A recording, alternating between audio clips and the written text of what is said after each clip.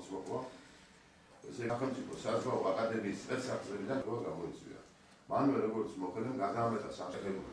ყველაფერი ამის მიზეზი ჩემი აზრით არის. იმის დაკვირვება დამლაგებლის ხელფასში მქონდა მინისტრს. ყველაზე კარგი. გარდა ამისა, ესე შენახული უფლებების რეაბილიტაციის ციკლაური მომა დირექტორი თუ გახსოვთ, მაიძულა გამჭირდება.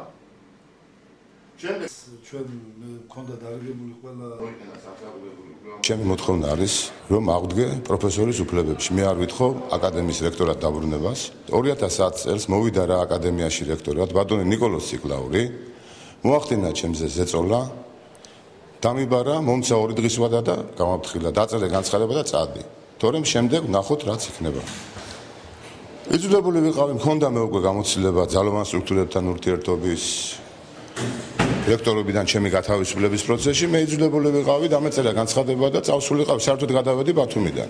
განცხადების განხილვის საფუძველზე დავიწყეთ მოსმენა პირადად ბატონი ოთარ დიოგიძის ყოფილი საზღვაო აკადემიის რექტორის და შემდეგ რა თქმა უნდა ყოფილი სრულ პროფესორის განცხადების თხოვნით დავიწყეთ მისი მოსმენა. ეს მოსმენა ემსახურება იმ საჩივრების გაანალიზებას და სიმართლის დადგენას რაც მოგცემს საფუძველს იმისა, რომ მივცეთ ის რეკომენდაცია შესაბამის ორგანოებს, რასაც მიიღებს და გადაწყვეტილებას მიიღებს თვითონ ეს შემსავლელი ჯგუფი. შემოსულია რამოდენიმე განცხადება, როგორც კოლექტიური, ისევე ინდივიდუალური.